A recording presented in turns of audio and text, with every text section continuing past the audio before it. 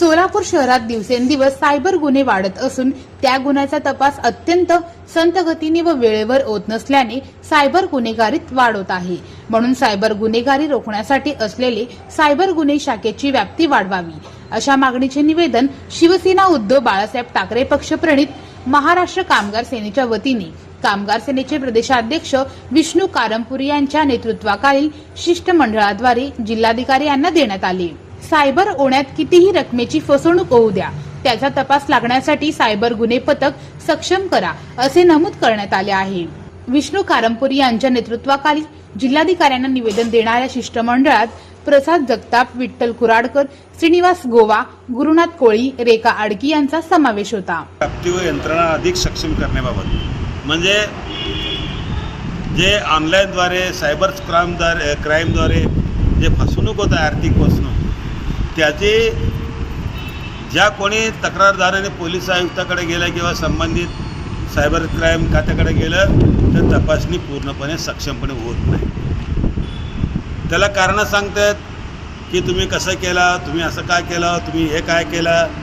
अरे आम्ही केलं, चुकलं, फसलं म्हणून तो तुमच्याकडे आलं, पण त्यांना आम्हाला मार्गदर्शन करून हे तुम्हाला किमान 10,000 ते 2 लाखापर्यंत किंवा त्याच्या पुढं आकडा रक्कम असली तर चौकशी होणार अशा प्रकारे उत्तर दिलं जातं। मला सांगा, या सोलापूर शहरामध्ये गरीब किंवा महाराष्ट्रामध्ये गरीब कामगार, दुर्बल अनेक लोक दररोज 1,000 पासून 500 पासून किंवा 10,000 पर्यंत 5,000 फसवले जातात। 1,000 म्हणलं तरी दररोज कितीतरी करोडो किंवा लाखो लोकांची फसवणूक होत आहे। त्याची काय किती रक्कम होत आहे? फसवणूक आणि चोरी हे गुन्हा आहे, या गुन्ह्याचा तपास लावा असं आमचं म्हणणं आहे। आमचं 1,000च गेले, 10,000 तुमचं गेले पाहिजे असं बोलणं या ठिकाणी पोलीस खात्याकडून ऐकून येते। तोडगा पूर्णपणे काढून फसवणूक करणाऱ्यांची आपण नाकेबंदी करू किंवा त्याचे आपण त्यांना बंदोबस्त करू अशा प्रकारचं त्यांनी आश्वासन दिलेले आहे। अन्यथा आमच्या महाराष्ट्र कामगार सेनेच्या वतीने आम्ही या बाबतीमध्ये पुढील आंदोलन तीव्र प्रकारचं करू असा इशारा देतो किंवा विनंती करतो। मागणीमध्ये परत माझे पैसेसुद्धा फसले गेलेले आहेत। म्हणजे माझी प्रलोभनं जरी असली तरी माझ्यासारख्या अनेक लोकांची हीच समस्या। मी याची तक्रार सायबर क्राईमकडे सुद्धा केलेली आहे। 1,000 ते साधारण 5 लाखापर्यंत पोलीस ठाण्याच्या अंतर्गत अशा कारवायांची चौकशी होते असं मला कळवण्यात आलं। पण अडचण अशी आहे, 1,000 ते 5 लाखापर्यंत ठाण्याकडे जर तक्रार गेली तर त्याची शहानिशा किंवा त्याची तपास यंत्रणा त्या ठाण्याकडे नाही किंवा ती कमकुवत आहे।